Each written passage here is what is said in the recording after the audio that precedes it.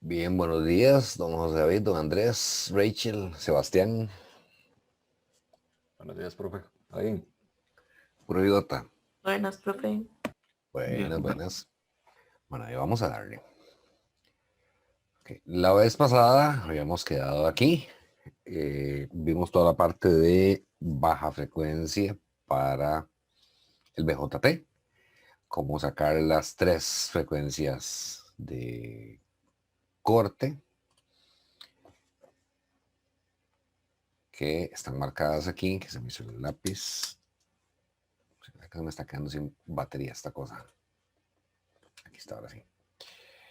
FL, FLS, FLC y FLE.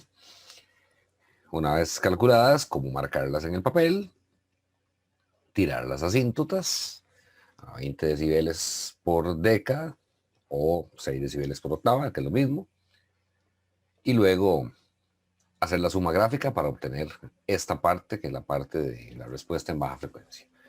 Y ahora vamos entonces con alta frecuencia. En alta frecuencia, como decía ahí, todos los grandes capacitores del circuito, los que ya teníamos, dos de acople y el de bypass, se reemplazan por su equivalente de cortocircuito debido a su muy bajo nivel de reactancia. Recuerde que X sub C es igual a 1 entre, bueno, Z sub C. Si no, no llevaría la J. Se me hizo el borrador.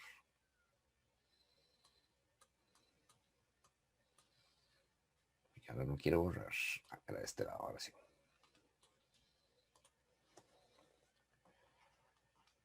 Z sub C es igual a 1 entre J omega C. Entonces, si F o omega aumenta, Z sub C disminuye en esa ecuación, ¿verdad? Entonces se supone que ya estamos en las frecuencias donde, para los valores que tenga esos tres condensadores, ya Z sub C básicamente tiende a cero.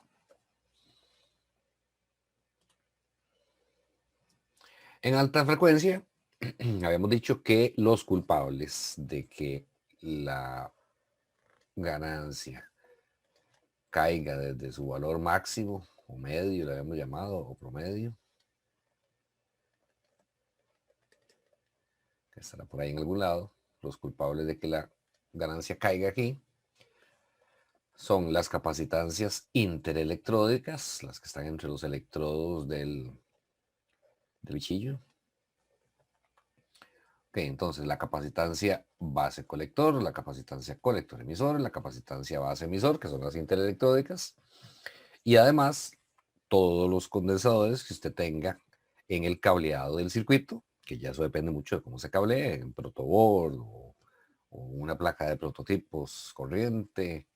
En todo caso se agrupa en dos: la capacitancia de cableado de entrada y la capacitancia de cableado de salida.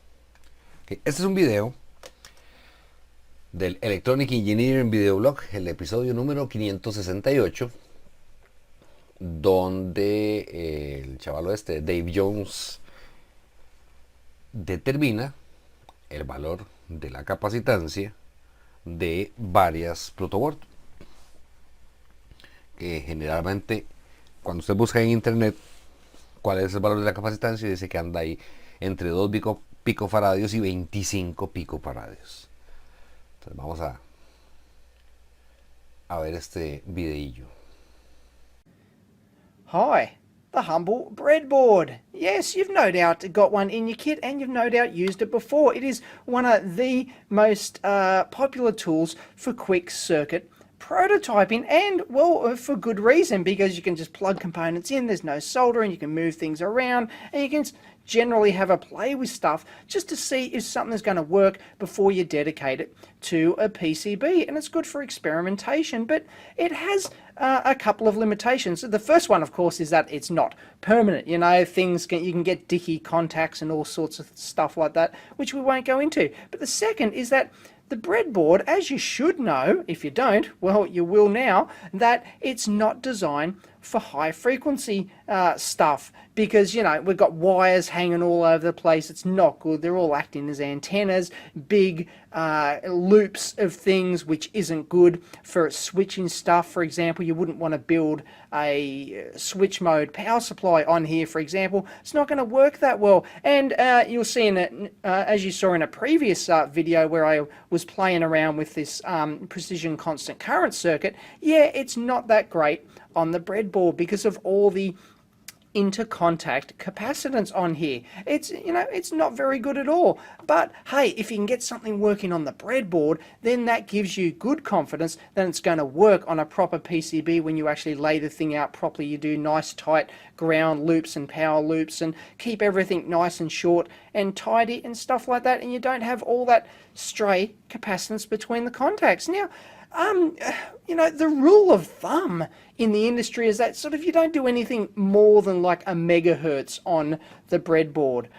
And the intercontact capacitance, well, I've always taken as normally about 10 puff, you know, 10 picofarads, something like that, of that order. But what exactly is it? Now, I've looked at a few data sheets for these things, and well, I haven't been able to find an intercontact capacitance value on here. And well, some figures that are floating around out there, not actually in the data sheets, are anywhere from 2 to 25 picofarads per contact strip. And well, I don't know, what is it? I mean, that's an order of magnitude difference. Is it 2 picofarads or is it 20 picofarads? But what is it? Well, I decided let's actually measure it. So I've got some breadboards here, a few different types, and I've got our LCR meter. So there's nothing better than actually getting real empirical data on this thing, because I did a quick Google and I couldn't really find anything out there of anyone who's actually done any real measurements on this thing. Just this wide,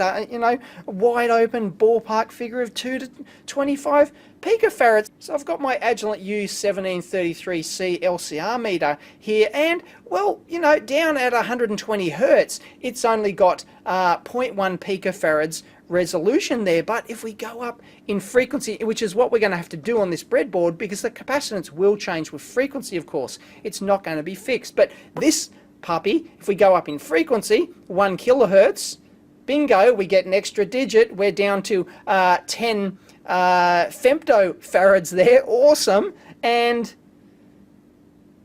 there we go, 10 kilohertz. We're now at, look at this, 1 femtofarad resolution. Awesome. But this one actually goes up to 100 kilohertz as well, and but we don't get an extra digit on there. But that's fantastic. So we'll be able to probe that after we null out the residual reading of the meter and the leads here. We can null that out. We'll be able to fairly accurately, or you know, good enough, measure the capacitance of these various different breadboards we've got here.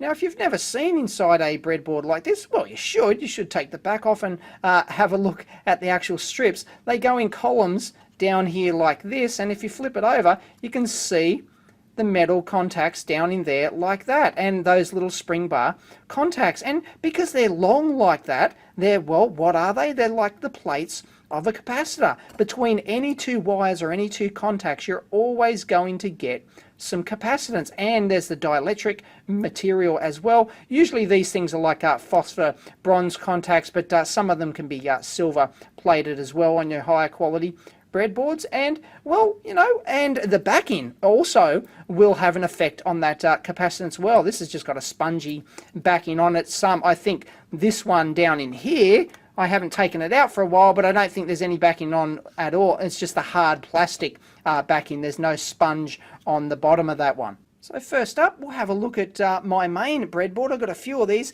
K&H brand. It's a decent brand name, model RH32. Standard tie point configuration, and we'll just measure the vertical between two vertical columns down there, just in a random location. Shouldn't really matter.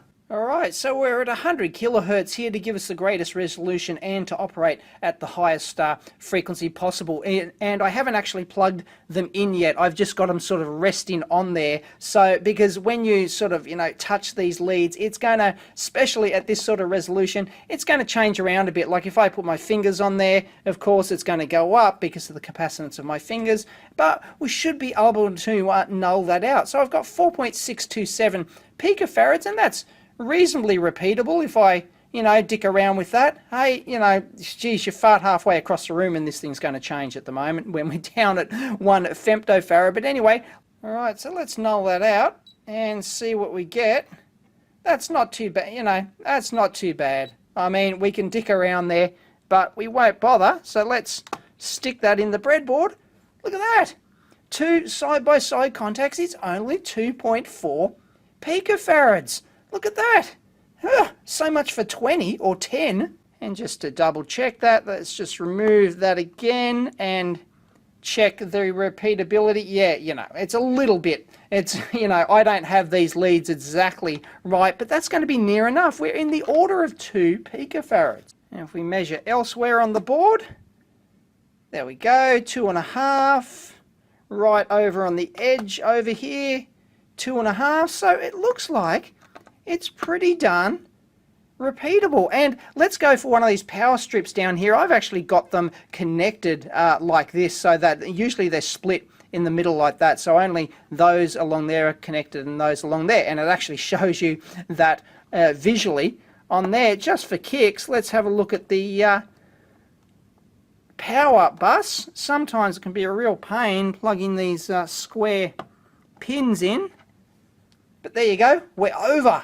Look at that, can't handle it. So we're well over our, let's put that back on our auto range. There you go, 20.25 picofarads or thereabouts for the power bus. So maybe that's what they're talking about when they talk about that range from 2 to 25 picofarads. But really, all you don't really care about the power strips down here usually, because you're using them for power, so it's not a huge issue. But yeah, really the one you've got to care about is the inter-contact capacitance down there. No, hang on, I haven't nulled that out, so because I changed ranges, it didn't keep the null. So let's null that out, and we should find it's around about, there we go, 21 odd picofarads for the power bus. And if you're curious to know what they are directly opposite over the inner divider in there, well, it's almost unmeasurable, really. I mean, we're down in the noise of our null, really. It's, it's just not as you'd expect, because they're not physically close together and because there's a big chunk of dielectric taken out. So let's null that out. So I've done this a few times and I have sort of got a repeatable result around, let's take it as about 0.5 picofarads there across the dividing strip on this particular breadboard. And the other thing I want to check is, does it change if I plug in a fairly large leaded component in there like that? Does it force it open? No, 2.7. There we go. Don't touch it. But of course, as hanging in the air, it's going to disturb it a little bit. But generally, no. Forcing those pins in, you'd expect it, because technically they're a bit closer, so you'd expect it to increase in capacitance, and that's kind of sort of what you see, but it's not really a big deal. Now this little yellow breadboard, just a one hung low brand, I have no idea what it is, and but I don't expect any different. And no, it's practically the same. And that's what you expect to get, because it's based on the physical dimensions. And all these breadboards, physical dimensions are basically the same. And the dielectric constant of the material in there probably isn't going to change a huge amount anyway. I wouldn't expect an order of magnitude difference. So there you go. It is around about that same figure of 2 picofarads. And that one across the dividing strip in the middle, even lower than the other one, really. It's quite down in the noise. And this one across the dividing strip in the middle, even lower than the K&H one. 0.2 puff. And we've got another generic brand breadboard here. No idea what brand it is. Once again, 2 puff. And the power strip on this one, once again, 20, that same figure of around about 20 puff. And one thing I forgot on the other one, curious to know, between the power strip and one of the columns in there, we're talking, just over 1 puff. And this PIC development board from gtronics.net, I don't know the brand of the actual breadboard in here, don't know where he sources it from, but there you go, once again, that 2 puff figure. You can take that to the bank. One thing I haven't done yet, what is the capacitance between 2 contacts that are separated by 1 unused column? And of course, you'd expect it to halve. And yep, it does. And yep, it's the same on that one and on that one as well. So there you go. And if you're curious to know the capacitance at different frequencies, well, at 100 hertz down here, half a puff, it's barely even measurable down in the noise. And at 1 kilohertz there, we're looking at just over 2 puff.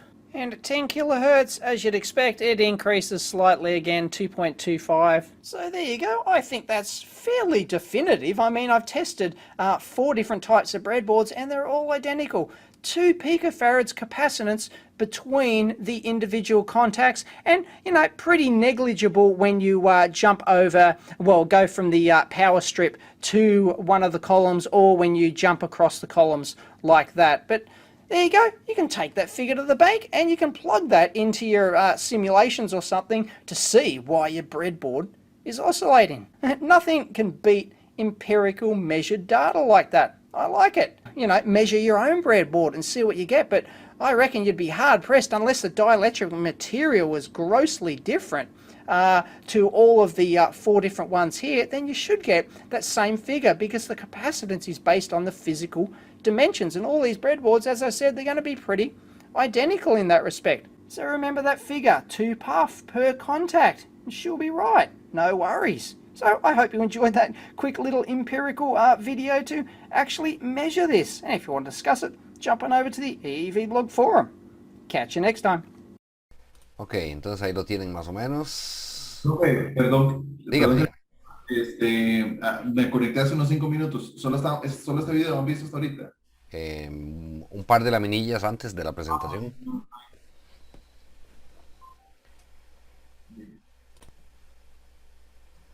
Ok, entonces más o menos, como vieron ustedes ahí, 2 picofaradios para cada par de contactos adyacentes, y se va, si usted se brinca una columna, digamos, ya se vuelve un picofaradio, pero esa capacitancia se empieza a manifestar a partir de los 10 kilohercios más o menos, según las mediciones del chavalo, y se mantiene más o menos entre diferentes marcas o tipos de ¿cómo se llama? De protoboard de estas. Bueno, al inicio él mencionaba de que hay circuitos en los que generalmente o se comportan extrañamente o no se comportan bien o no sirven del todo si se utiliza una protoboard. Entonces, cuando usted está en laboratorio, sobre todo en laboratorio de comunicaciones, tiene que tener cuidado en qué frecuencia está trabajando y si puede utilizar una protoboard, o al menos que tome en cuenta las capacitancias parásitas de la prot. Seguimos. Entonces, 2 partes, ¿verdad? Las capacitancias parásitas de cableado, que las agrupamos en 2, la capacitancia de cableado de entrada y la capacitancia de cableado de salida, y luego las capacitancias interelectródicas. En cuanto a las capacitancias interelectródicas, pues ya esas dependen de el transistor. Yo aquí agarré 2 transistores, el 2N30, este no era el lápiz, el 2N3904. Aquí aparecen como capacitancia de entrada y capacitancia de salida, y andan entre 4 y 8 picofaradios, pero son estas mismas que ustedes ven en este caso del 2N5088, que son la capacitancia colector base y la capacitancia emisor base. Yo les había mencionado que algunas veces hay una que no aparece, sobre todo en estos de la serie 2N, que son los transistores los BJT más comunes, que son más chiquitillos. Hay una capacitancia que es muy pequeña respecto a las otras, entonces no la ponen, que en este caso sería la capacitancia colector emisor. Entonces usted asume que básicamente 0. Perdón la interrupción. Me parece, no sé si soy solo yo, pero se ve como muy pixeleada la imagen. Para ver si lo dejé en modo de video. Yo lo apagué. A mí se me ve bien. Ah, ok. Sí, voy a Ahora quitarlo. sí, ya se ve mejor. Ya, ya. Sí, ahí lo quité y lo volví a poner por si aquello, en modo de Ahora sí se ve bien. Es que de hecho todo el video se veía pixeleado, digo, y también la imagen, pero ya se ve Yo bien. lo estaba viendo aquí en el teléfono al mismo tiempo. O sea, yo estoy conectado también como uno de ustedes y no se veía tan pixeleado. Lo que se veía pixeleado era en los subtítulos. Sí, se veía un poquillo pixeleado, pero... Sí, pero eso es Yo sí lo había pixelado también, profe. culpa de Zoom. En todo caso, es el Electronic Engineering Videoblog número 568 y blog número 568. Ahí lo pueden ver ya con calma en su PC. ¿Qué más? Hasta ahí. Bueno, en este caso aparece, les decía, base colector o colector base, como sea, y base emisor, entre 4 y 10 picofaradios. Vea que las capacitancias, ya para un montón de componentes puestos en una protoboard, entre 2 y 2.5 picofaradios, según vio usted ahí, solo usando columnas adyacentes, le va sumando un montón a la capacitancia total del circuito, o sea que puede que no llegue a ser tan despreciable.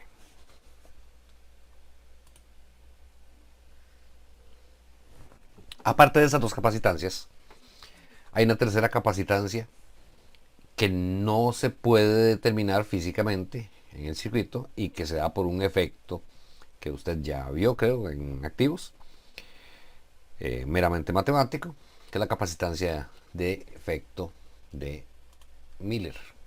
Como dice ahí, para cualquier amplificador inversor, o sea que la salida esté desfasada respecto a la entrada, la capacitancia de entrada y la de salida también se va a incrementar por un factor de una capacitancia que se llama capacitancia de efecto de Miller y que es sensible o que depende de la ganancia. El valor de la capacitancia de Miller depende del valor de la ganancia del amplificador. Y la capacitancia parásita entre los electrodos o entre las terminales de entrada y de salida del dispositivo. Entonces aquí tenemos todo el amplificador metido dentro de una caja, las dos terminales de entrada aquí, las dos terminales de salida, y en este caso le falta el menos, ahí está.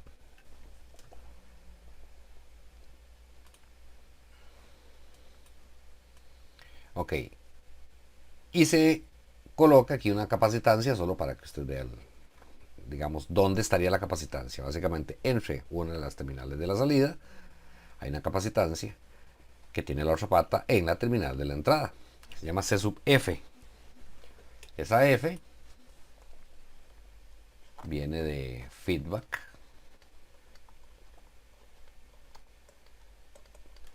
o realimentación o retroalimentación se llaman, porque básicamente está tomando una muestra de la señal de entrada, de salida, y la está retroalimentando hacia la entrada.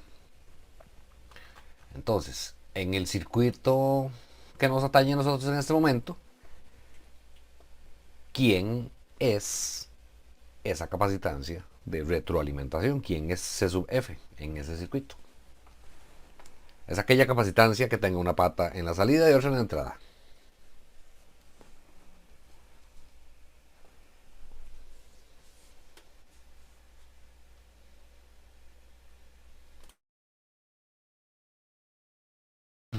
Es pregunta, ¿verdad?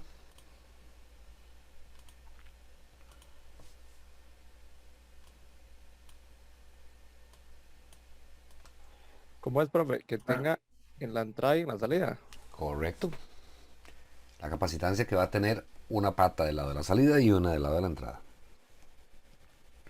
Dice, de una capacitancia que vaya casi por arriba de todo el circuito, ¿no? Digamos, si lo vemos desde ahí. Es una de las que está ahí. Ah, una de las que está ahí. Está ahí en ese circuito que tiene ahí en la pantalla. Es una de esas. Una de esas capacitancias que está ahí tiene un contacto del lado de la salida del circuito y otro del lado de la entrada.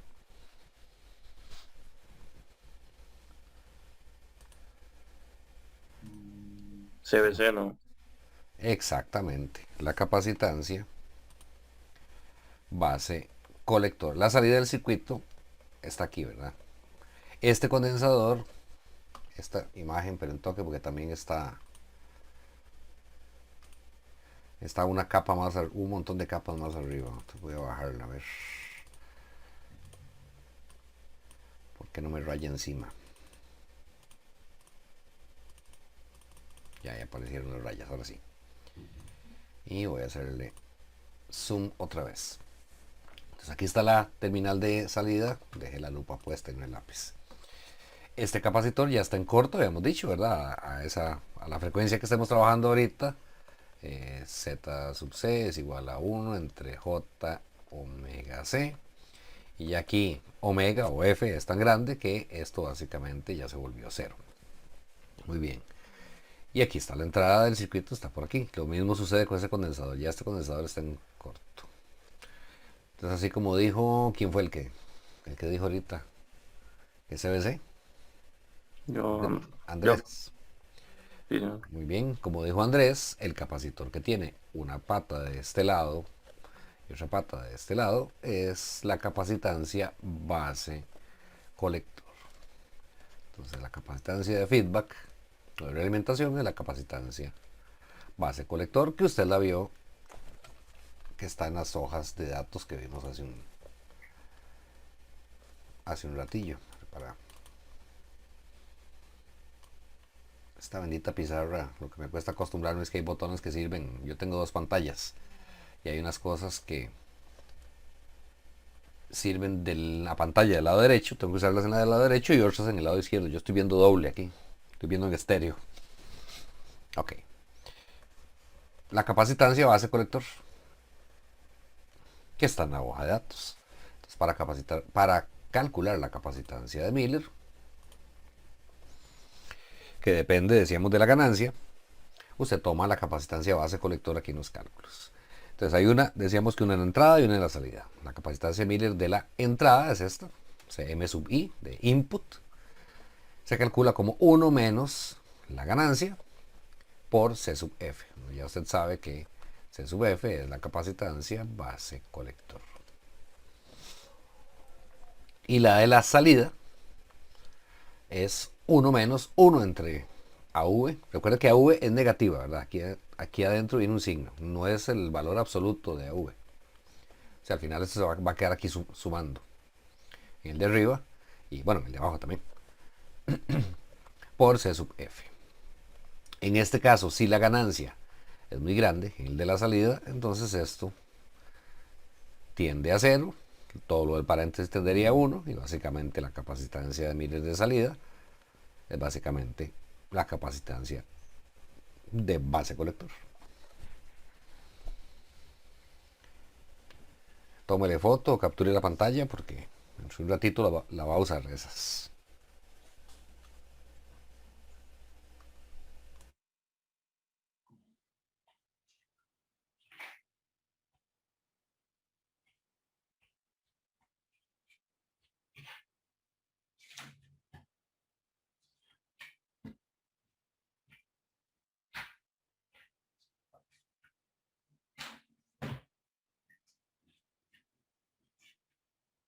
Lo mejor sería, como les he dicho yo al inicio, que tome nota. Usted, con papel. Que solo el hecho de escribirlo ya fue, no sé, el 20% de la estudiada o el 10% de la estudiada fue el hecho de que usted en algún momento usted mismo lo escribiera.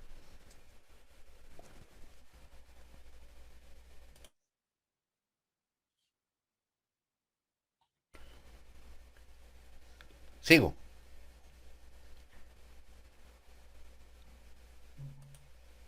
Ok. Entonces, así como teníamos 3 frecuencias de corte en sin baja frecuencia, aquí vamos a tener básicamente 2 principales. Una que agrupa todos los elementos capacitivos, parásitos e interelectrónicos de la entrada, que se llama FH sub I, y otra que agrupa todos los elementos de la salida, que se va a llamar FH sub 0. Hay otro par ahí que ya veremos, pero las dos principales son FHI y FH0. Igual siguen teniendo la forma 1 entre 2 PRC, forma de filtro. En este caso es un filtro de este tipo. ¿Qué tipo de filtro es? No, perdón, estamos al revés. Voy a borrar esto de aquí. En este caso, el filtro va a tener este tipo. Va a ser de ese tipo. Aquí está, digamos, a U en magnitud y por aquí va a estar F. ¿Qué tipo de filtro es ese? Wow. Es un paso bajo, exactamente. Es un LPF. Muy bien. Profe, ¿cuál es el significado del EPF? Era Low Low Pass Filter. Pass Filter, era, ok. Ok. Entonces, tiene la misma forma. 1 entre 2 pi RC. Como en este caso, esta es la frecuencia de corte de la entrada. Entonces se agrupan, le decía, todas las capacitancias que se vean desde el lado de la entrada y la resistencia equivalente que vean. Aquí está abajo ya el circuito con el modelo. Bueno, obviamente la fuente hay que ponerla en 0. Entonces básicamente usted ve que a la entrada aquí vamos a agrupar todas las capacitancias de la entrada, que es la capacitancia de cableado de la entrada, la que está en la patilla de entrada del amplificador, que es la base y el emisor, y la capacitancia de Miller de la salida, perdón, de la entrada. Y la resistencia equivalente, bueno, aquí toda esa capacitancia está aquí, ahí agrupada. Y la resistencia equivalente aquí se va a ver que claramente es RI en paralelo con R1, en paralelo con R2, en paralelo con RS, que es esto que está ahí. Y la capacitancia de entrada, entonces, repito, la de cableado de entrada, la de base de emisor y la de Miller de entrada. La de Miller de entrada la puede expresar así. Tome nota. Voy a darme unas palmaditas en la espalda yo, a felicitarme porque no es por nada, pero hoy sí me quedó rico el café.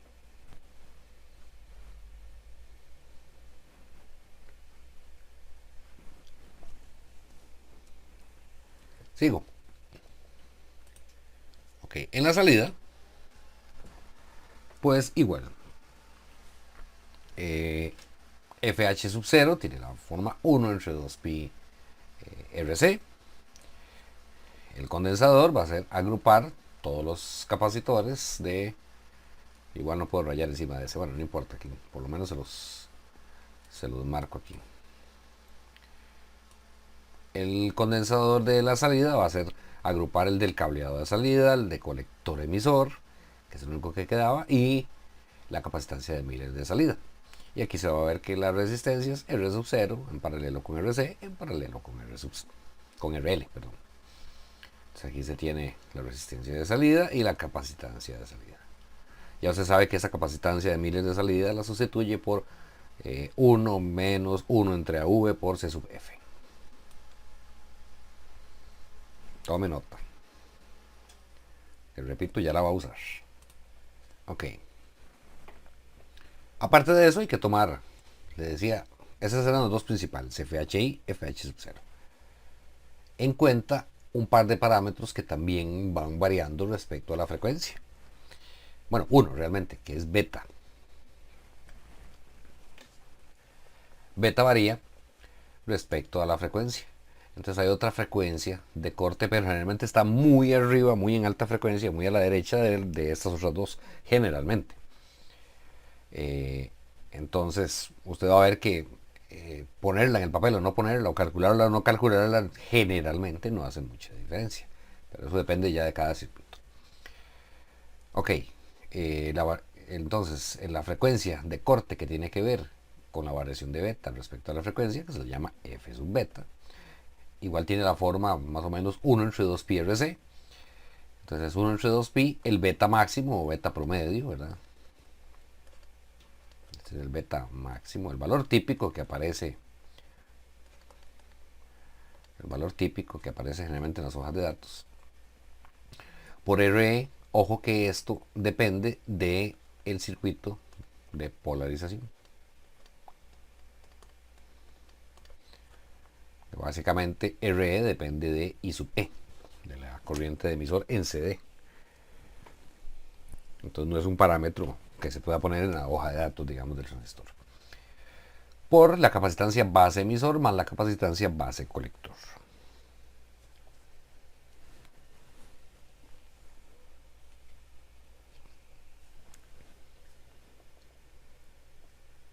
La otra, la que sigue, que está directamente relacionada con esta, es un parámetro que generalmente viene en la hoja de datos de los amplificadores como tal. Cuando usted compra un chip de un amplificador, dentro de los datos que le dan algo que se llama el producto ganancia ancho de banda.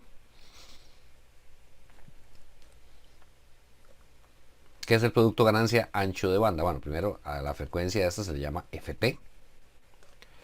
Y es básicamente el beta máximo o el beta promedio multiplicado por esta frecuencia FB que acabamos de calcular ahí a la izquierda. Esa frecuencia, usted se va a dar cuenta, FB, que va a ser aproximadamente igual al ancho de banda del amplificador. Aunque realmente usted tiene que determinarlo una vez que tiene la gráfica, ¿verdad? Por aquí va a estar el máximo, el AV máximo, pongamos, y voy a exagerarlo por aquí. Si esto estuviera en decibeles, aquí estamos 3 decibeles por debajo. O sea, vamos a tener AV máximo menos 3, digamos. Y entre ese punto, sigo por aquí, y este otro punto, de ahí a ahí estaría el ancho de banda.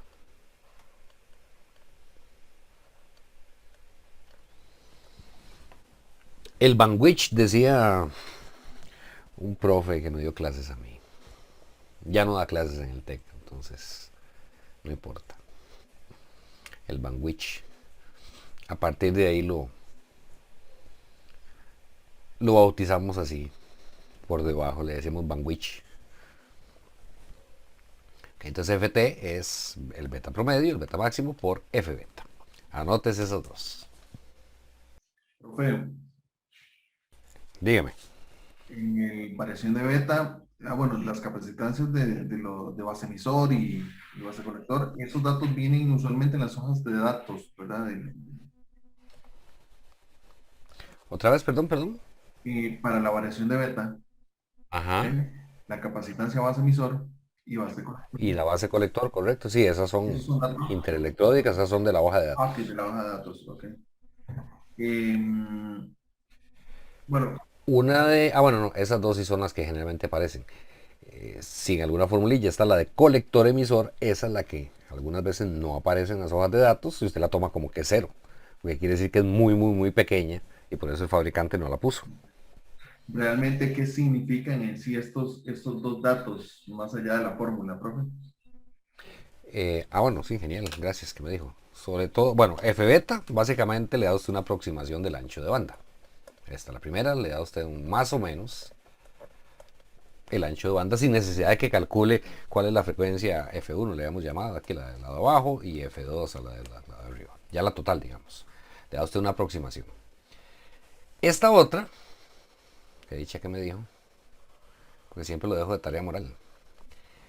¿Qué es el producto ganancia ancho de banda? ¿Para qué es útil esto en los amplificadores? ¿Por qué es que lo dan en las hojas de datos? De los amplificadores ya construidos, digamos, ¿verdad? De los chips, etcétera. Vamos a ir por aquí para buscar algo. Ay. Bueno, se me perdió una imagen que andaba buscando, no importa.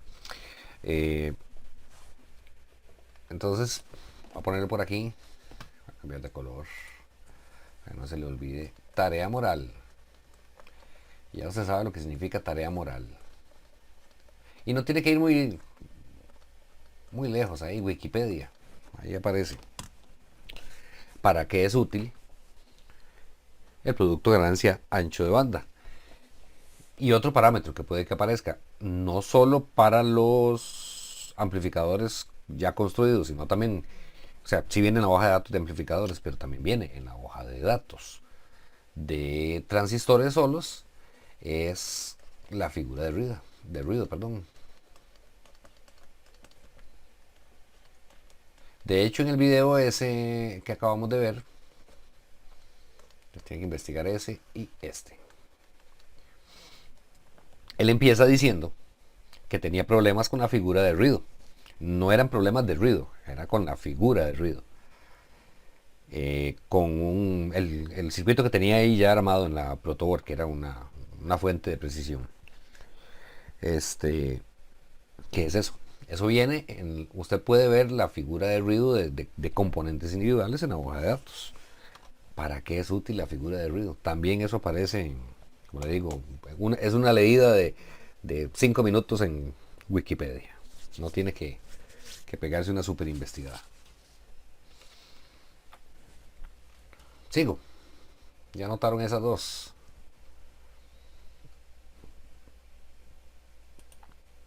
Muy bien.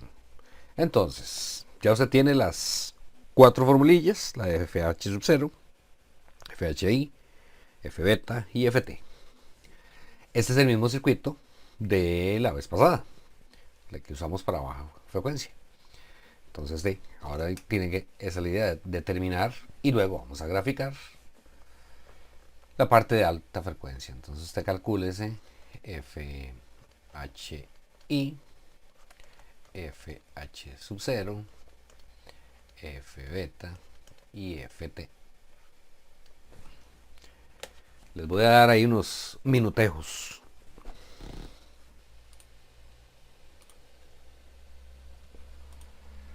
Ok, ahí está la solución. Así rápidamente, ¿verdad? Este es del libro. Ya la ganancia la habíamos calculado la vez pasada, que era menos 90. ¿Cuánto es esto en decibeles? ¿Cuánto sería AV media en decibeles? Pues lo vamos a ocupar ahorita. Profe, ese AV media es el punto 707 del máximo, ¿verdad? No, el AV medio es el máximo. Este es el máximo. Ese que dice ahí medio menos 90 es el medio o promedio, es el máximo. Ok. Nada más es de pasar eso a decibeles. O sea, 20 veces el logaritmo de 90. 39.08. Muy bien, entonces más o menos, vamos aquí. 39 dB, eso lo vamos a ocupar. Ok, ya los cálculos que siguen son relativamente fáciles. La capacitancia de entrada, que es igual a la de cableado, te coge los datos, cableado de entrada, más CBE, y de una vez aquí calcularon la de Miller, que sería 1 menos 90, que lo teníamos ahí, que es la ganancia, por la de base colector. Y meter eso en la formulilla, y tenemos FHI, por aquí, 738 kilohercios, FH sub 0, 8.6 megas. Esos son los principales. Y en este caso FBeta sí se vuelve bastante importante porque es mucho más baja que FH sub 0, 2.52 megahercios. FT es la que casi ni se va a notar en la gráfica, prácticamente no se va a notar porque está muy arriba, 252 megas. Comparada con cualquiera de las otras, pues se sale totalmente de la gráfica.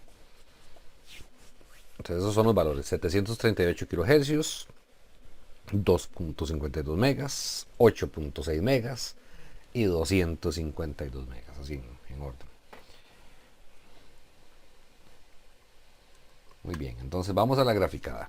Obviamente aquí estamos graficando igual que la vez pasada, el AV máximo normalizado, ¿verdad? En decibeles. Entonces tiende a 0. Si no, tendería, si fuera solo V máximo de arriba, tendería es valor absoluto siempre lo que se grafica, tendería a 90. Y si estuviera en decibeles, tendería a 39 decibeles, que lo acaba de calcular ahí Steven. Pero ese valor manténgalo por ahí porque lo vamos a ocupar ahorita y más adelante en el simulador. Ok, entonces aquí están los valores de escala que yo le puse, igual que la vez pasada en la parte vertical. Cada rayita pequeñita, cada milímetro, digamos, del papel es un dB. Y en el eje de la frecuencia, que viene por aquí arriba, ¿verdad? Aquí está, empezamos desde punto 1 mega, y ahí vamos, 1 mega, 10 megas, 100 megas, etc.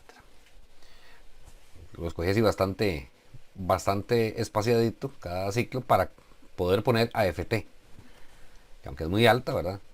Ahí se ve que está muy arriba, pero ahí cabe en el papel.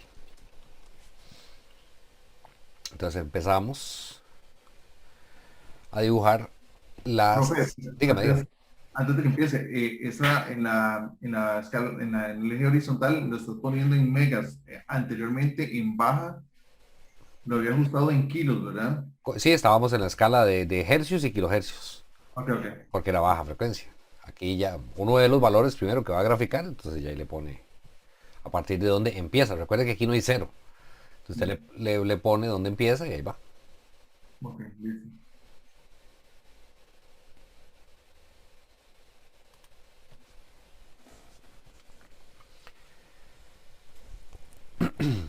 Ok.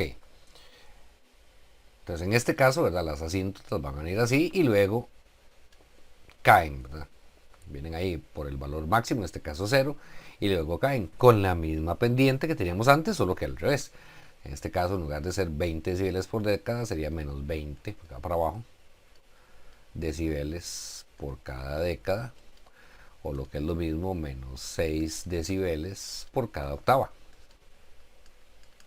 Ese menos yo no lo pongo ahí, básicamente se sabe que la pendiente es para la izquierda, para la derecha, entonces yo generalmente ya no menciono más el menos 20 decibeles por década, sino que digo 20 decibeles por década o 6 decibeles por década, pues usted sabe que es cayendo hacia la derecha, o sea que es negativa. Muy bien. Entonces, estoy aquí en donde estaba FT, en 252 megas. Me corro ya no hacia la izquierda una década como en baja frecuencia, sino una década hacia la derecha. Ahí caigo aquí en ese otro puntillo que es 2562. Traslado de ese punto aquí y bajo 20 decibeles.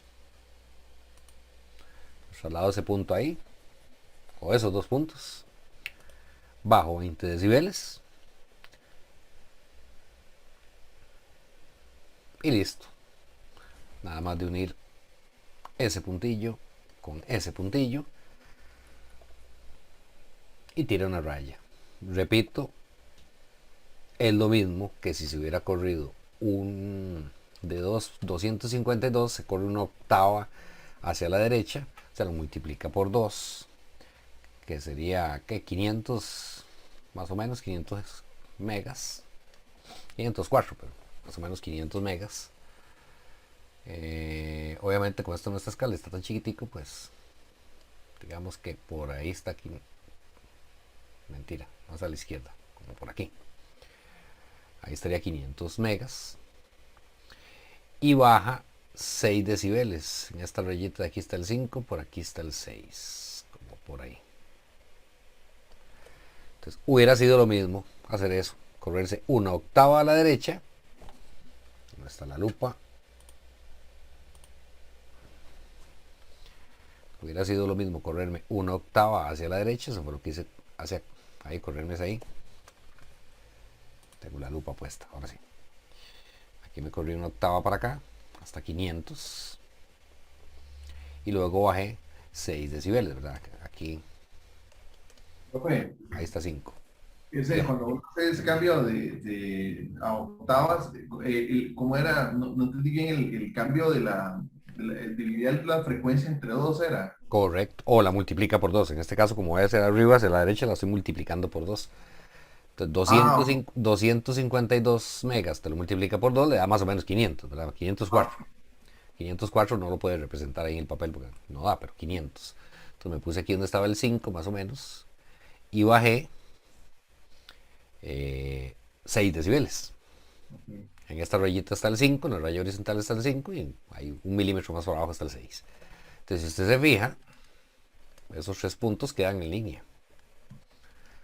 Entonces eso es exactamente lo mismo. Correrse una década y luego bajar 20 o correrse una octava y bajar 6.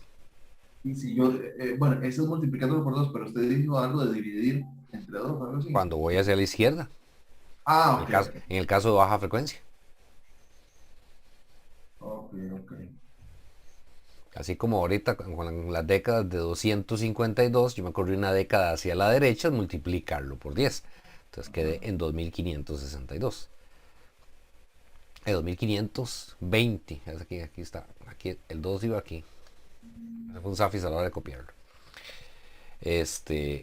O me pude haber corrido una década hacia la izquierda, que básicamente quedó en 25 megas. Pero eso es para baja frecuencia. Aquí como vamos para arriba, entonces multiplico por 10 en el caso de las décadas o multiplico por 2 en el caso de octavas. Ok, entonces nada más para tener claro, en alta frecuencia, cuando uso octavas, nada más es agarro la frecuencia y la multiplico por 2. Correcto. Y es en Baja. baja, Y baja 6. ajá.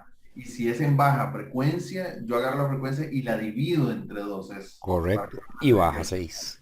Y Ah, baja 6 ahorita que tiene solo una asíntota, que es 20 decibeles, ¿verdad? Si fueran 2, entonces serían 40 decibeles por década, baja 40 o baja 12, que son 2 veces 6. Y si fueran 3 asíntotas, pues baja 18, que es 3 veces 6. Listo. Ahora sí. Listo, gracias, profe. Ok. Entonces ahí está la rayilla ya unida. Esa es la primera asíntota. Y nada más de repetir lo mismo con todas. Entonces ahora voy con la de 8. Hacer zoom aquí porque esto me quedó muy chiquitillo. Aquí está la de 8.6 megas.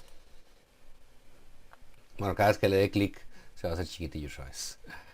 Me corro una década a la derecha. De 8.6 paso a 86 megas. Bajo 20. Y uno de esos 2 puntos. Que hubiera sido lo mismo que pasar de 8.6. Lo multiplica por 2. 8, 8, 16, 16, 17.4 sería más o menos, ¿verdad? Multiplicado por 2 y bajar 12. Ah, no, perdón, bajar 6, porque estamos apenas dibujando la asíntota. Y bajo 6 decibeles y tiro la raya, es la misma cosa.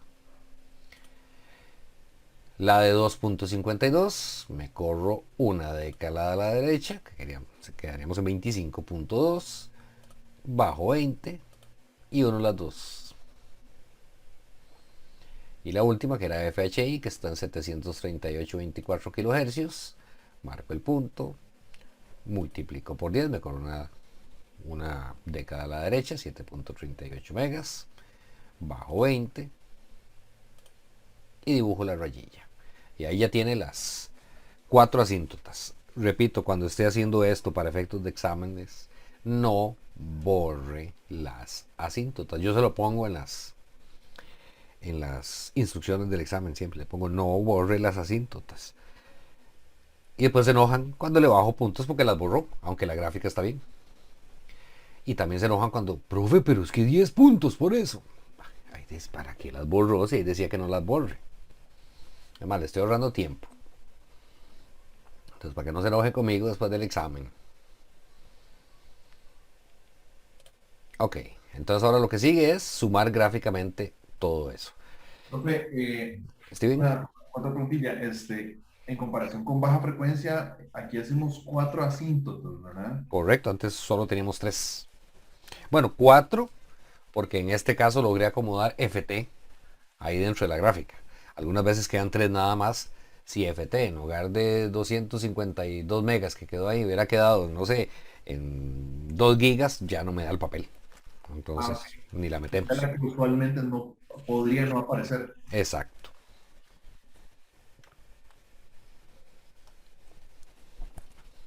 Sí, si esta de aquí hubiera quedado demasiado a la derecha, pues ya no da el papel.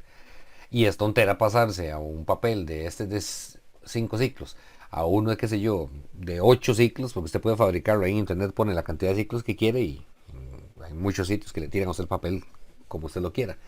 Porque entonces ya los ciclos quedan muy pegados y dibujar los puntitos ahí se vuelve prácticamente imposible por la alta densidad de rayillas. Es tontera. O sea, si está demasiado a la derecha, pues básicamente nos estamos saliendo demasiado. Recuerden que el ancho de banda va a llegar de donde esté la suma de estas cosas, que va a quedar como por aquí, el máximo. Bajamos apenas 3 decibeles y hasta ahí llega el ancho de banda del amplificador. Entonces esa es la sección más importante, no esta parte de aquí de la derecha. ¿Qué más preguntas antes de ir con la suma gráfica? Ok, en baja frecuencia íbamos sumando de izquierda a derecha las rayas. Ahora vamos a ir sumando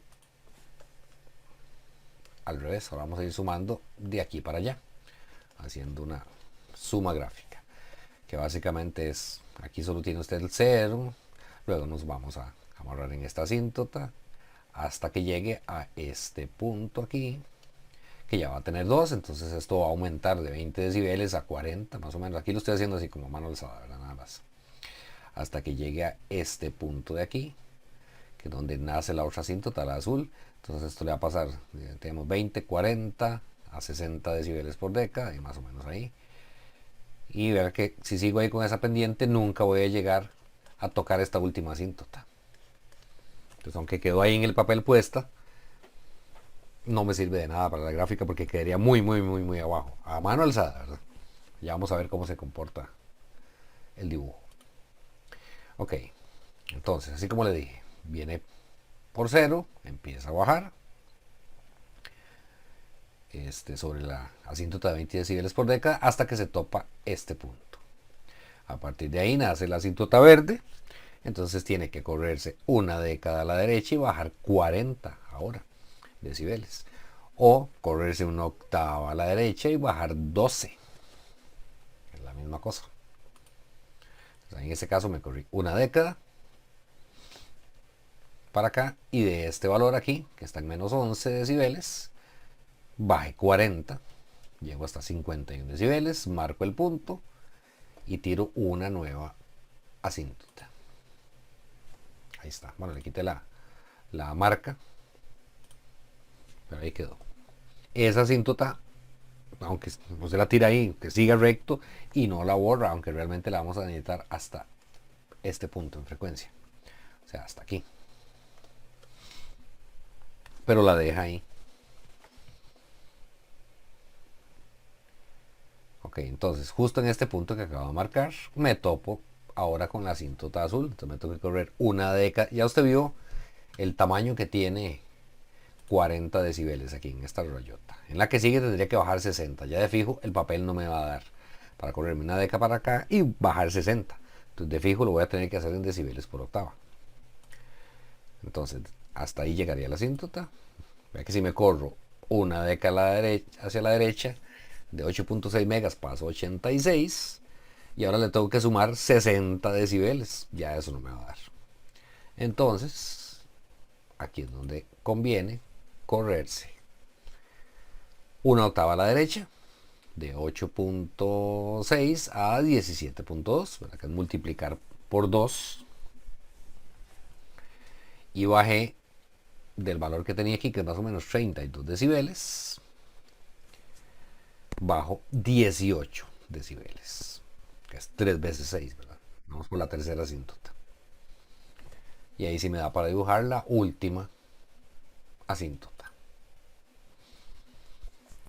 Y como le digo, ya para la que sigue, ya el papel no da. Está demasiado a la derecha.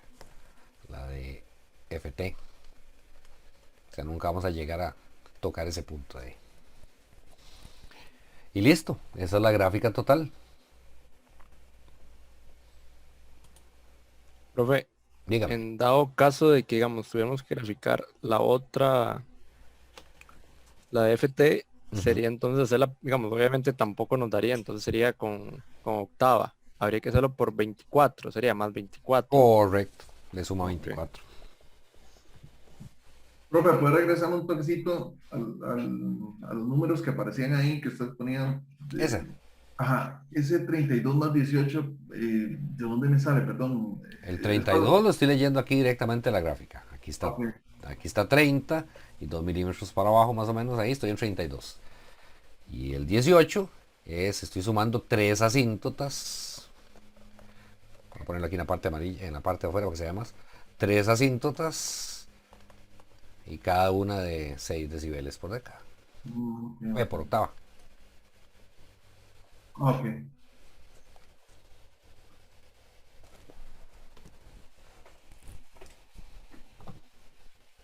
Y así como preguntó, no sé quién fue el que preguntó ahorita, porque tenía la lista de participantes detrás de la presentación. Si hubiéramos estado ya en el lado de FT, son 4 asíntotas de 6. Entonces sería 24 lo que tiene que sumarle.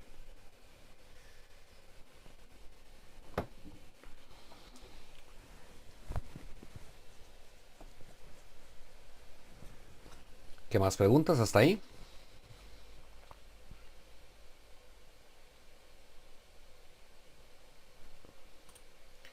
Ok. Entonces ya esa sería la gráfica asintótica. Y igual que en baja frecuencia, si usted quiere más o menos redondearla un poquillo, entonces en cada puntito de estos, agarra y baja 3 decibeles. Baja 3 decibeles, un puntillo por ahí, otro por ahí, otro como por aquí, eso no se ve. Y los va uniendo, van tendiendo a la asíntota de arriba a la horizontal y los va uniendo ahí más o menos. Más o menos, ¿verdad? Para eso, para que quede más bonito necesitaríamos una plantilla de curvas. Esas que uno las dobla y más o menos va adecuando ahí. Pero ya con la asintótica usted se da más que idea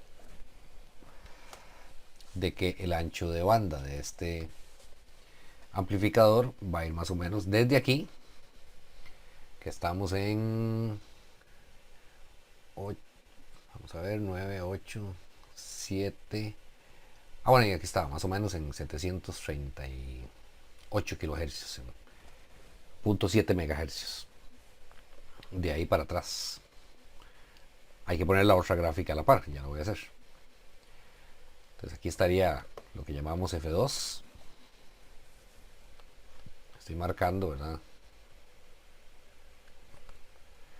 Aquí el F2 donde nace el ancho de banda, y en la otra gráfica quedó el F1. Y este tiene el ancho de banda desde a dónde puede usar ese amplificador. Las frecuencias de media potencia que les habíamos llamado.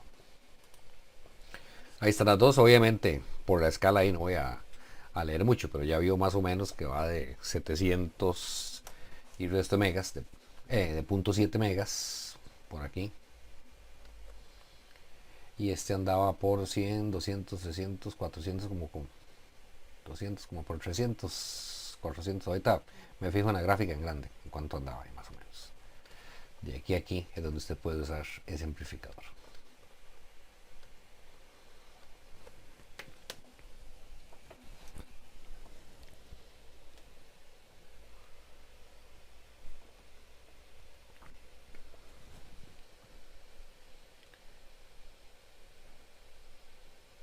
Voy a pasar eso momentáneamente a un simulador.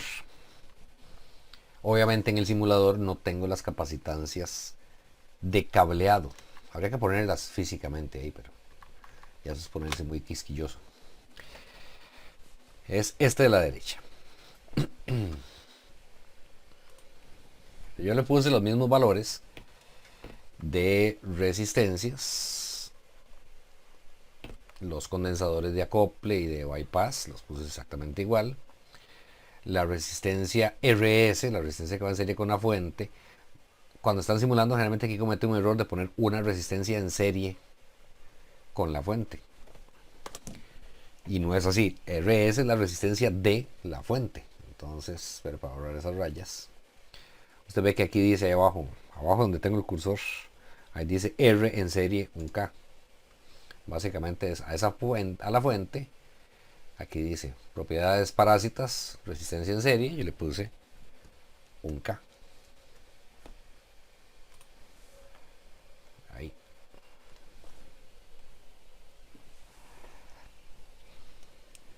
Esa es, Profe, si cambia mucho el valor si uno le pone la resistencia. sí, correcto. La forma en la que el simulador toma en cuenta esa resistencia, ya cuando hace la gráfica, ¿verdad? Los algoritmos que usa, creo que se llama algo así como Cairo, una cosa así, el algoritmo que usa, sí cambia. Dependiendo de qué tanto peso tenga FLS dentro de las frecuencias de corte, en baja. Sí cambia bastante. Ok, borro aquí. Ese el cursor es este. Le cancelo. Ok. Entonces aquí usted ve. Momentáneamente voy a hacer esto aquí más grande. Vea que lo que estoy graficando dice V de salida entre V de entre V de entrada. O sea, básicamente esto entre esto, las señales de aquí a tierra a las señales de ahí a tierra. No lo he pasado a, bueno, están decibeles porque eso lo hace automáticamente el simulador cuando usted grafica, pero no está normalizado. Entonces, Steven, ¿cuál era el valor en decibeles de la ganancia que usted me había dicho? 39. 39, exacto, ok. Eso era teórico, ¿verdad? Aquí llegó, vamos a ver, voy a ponerle cursores a esto. Aquí usted ve que está llegando a 38.67, es el valor máximo. 38.67. Entonces no está tan mal. Ustedes ven aquí a la izquierda en la escala, el máximo es 40 dB. Entonces 38.67 más o menos, que es el máximo. Si le quito 3 decibeles, quedaría como en 35 puntos, como por ahí. Aquí estaría F1, que me está quedando en 500 hercios. O sea, y vamos hacia la derecha, 38.67, más o menos como por ahí, 35.6, más o menos. Ese sería el ancho de banda aquí en el simulador. Aquí me va a quedar posiblemente, bueno, me va a quedar, no, me quedo más bajo, está quedando en 20 megas. ¿Y cuánto era en la pizarra?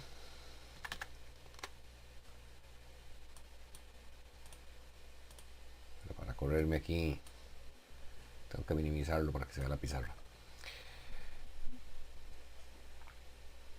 Eran 0.7 megas. Aquí está quedando distinto el valor. Quedó más... ¡Ay! ¿Qué le pasó? ¿No le gustó? Que pues ya, quieto, Maisol. Está quedando distinto en alta frecuencia. Porque no hay capacitancias de cableado. Ah, bueno. Y el transistor que le puse no tiene las capacitancias exactamente, las interelectrónicas. Yo agarré aquí un 2N2222. No recuerdo si yo abrí el modelo. Uno puede abrir el modelo del transistor y cambiarle las capacitancias parásitas. Algunas veces el modelo ni siquiera las tiene, entonces hay que ponérselas.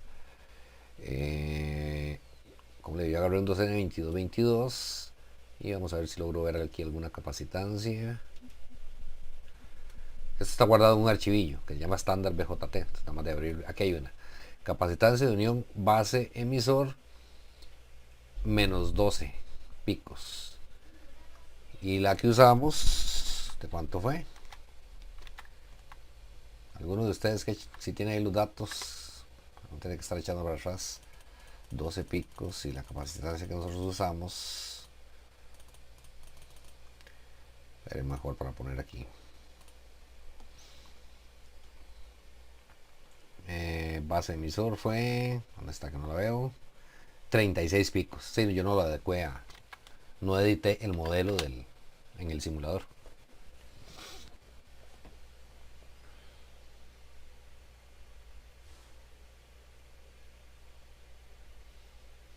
Ocho picos, perdón, es lo que tiene aquí. Y esta otra de 25. Solo trae dos. Como le digo, nada más de abrir. Si quiere que se le ajuste más a lo que está graficando, en este caso al que teníamos ahí teórico, tiene que abrir este archivillo y editar ese transistor o hacer uno nuevo. Es copiarlo y ponerle nombre. Pero más o menos para que se dé una idea. Eso está en la carpeta donde usted tenga el simulador.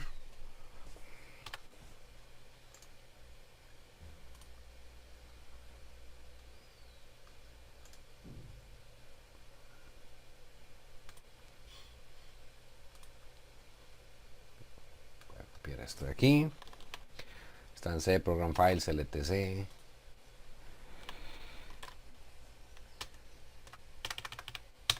Quitar eso de aquí, quitar las comillas. Aquí. Live. Creo que viene aquí en componentes, CMP.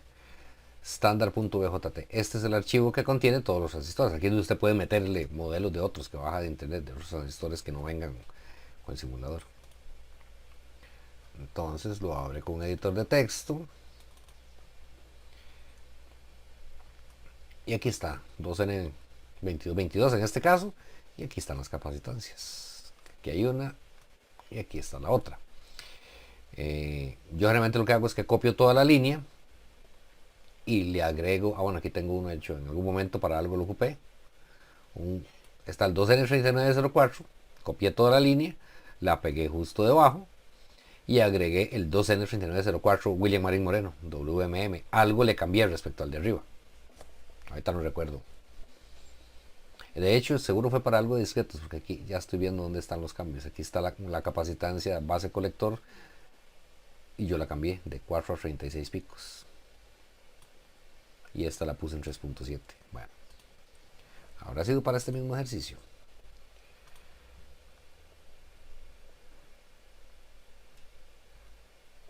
La verdad no sé. Voy a agarrar este 2N3904 William Marín Moreno. Voy a volver a correrlo. Y vamos a ponerle otra vez cursores a esto.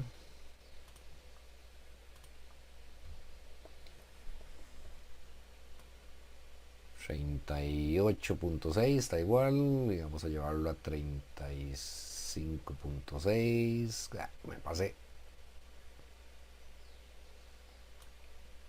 por ahí... me subió a 3 megas... no sé si era para este ejercicio o no, que edité ese modelo. Bueno, pero en todo caso ahí tiene la simulación. Vea que sobre todo en baja frecuencia obviamente se va a acercar bastante a lo que estaba en papel. Este que está a la derecha es el mismo circuito.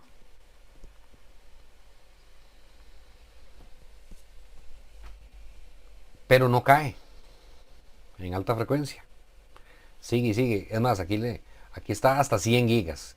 El de la derecha yo lo grafiqué hasta 1 giga, ¿verdad? Para que se viera ahí donde va cayendo. Aquí lo puse hasta 100 gigas, solo para que se vea que no cae. ¿Por qué no cae el de la derecha?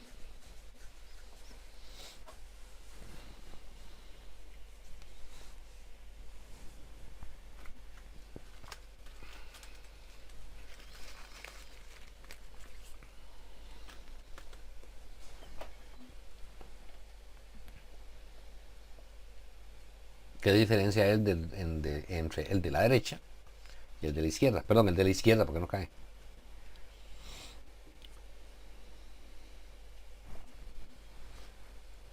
Lo único que le veo es como el transistor, que es como estándar. Exactamente. Aquí lo que usé fue un transistor ideal. Y si es un transistor ideal, ¿qué es lo que no tiene respecto al transistor real?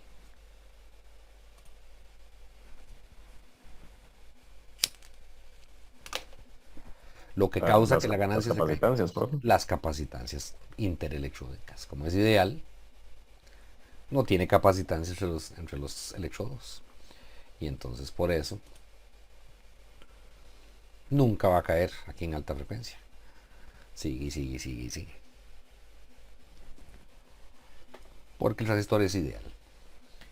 Muy bien. Están en todas ustedes. Ok. Bueno, y lo que me faltaba era que yo había capturado la pantalla ahí de la simulación para compararlo, pues ya la vieron. Colorín colorado. Preguntas. No se le olvide que tiene que revisar un par de cosillas ahí en Wikipedia. El producto ganancia, ancho de banda y la figura de ruido. Preguntas. Profe, ¿le tiene fecha para el examen todavía? Todavía no, pero ya casi. Se acerca galopantemente. O sea, ya tal vez la próxima clase nos ponemos de acuerdo con eso. Ok, ok. Pero lo tienen en la nuca ya, para que sepan. Para que vayan estudiando. Faltan un par de cosillas más del BJT. Hacemos el examen y después nos agarramos ya con puros, con el mundo de MOSFET y FET, etc. Y luego al puro final unimos todo. La parte del FET vamos mucho más rápido. Primero sí, vamos a gastar un par de lecciones en que usted revise la parte, recuerde la parte de polarización del FET, de lo que vio en activos. Y después ya todo esto, digamos, en cuanto al FET, vamos mucho más acelerados porque ya usted sabe, por ejemplo, eso de cuántos decibeles por década, todo ese tipo de cosas, ya ese concepto ya lo tiene, entonces vamos más rápido. ¿Qué más preguntas?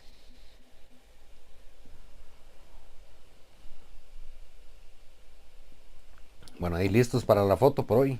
Nos vemos la otra semana, nos oímos la otra semana. Profe, ¿cuándo Steven. podría tener las clases subidas? Para echar un vistazo. Como hoy no tengo clase en la tarde, entonces de fijo ahora sí me da tiempo ¿cómo se llama? De editar uno de estos videos. Ahorita apenas yo pares la reunión, sí tarda como casi una hora Zoom dejándome el video de esta clase. Y mientras tanto no me puedo poner a editar el video porque le echa humo ahí la máquina. Recuerden que esto es una laptop de las del TEC. Entonces no tiene un GPU así como que demasiado poderoso. De hecho ahí está sople y sople con solo esto. Con solo tener Zoom y un par de aplicaciones abiertas, ahí oigo el abanico dele y dele. Entonces, como dentro de una hora más o menos, cuando ya la máquina terminó de guardarme este video de esta clase, cargo de una vez el video de la clase pasada y lo edito para renderizarlo en la tarde y supongo que ya en una noche ya debería estar al aire. Pura vida, profe, Ok, gracias. pura vidota. ¿Qué más? Bueno, ya pueden ir a desayunar o seguir durmiendo, lo que sea que hagan ustedes ahora después. Nos escuchamos la otra semana entonces.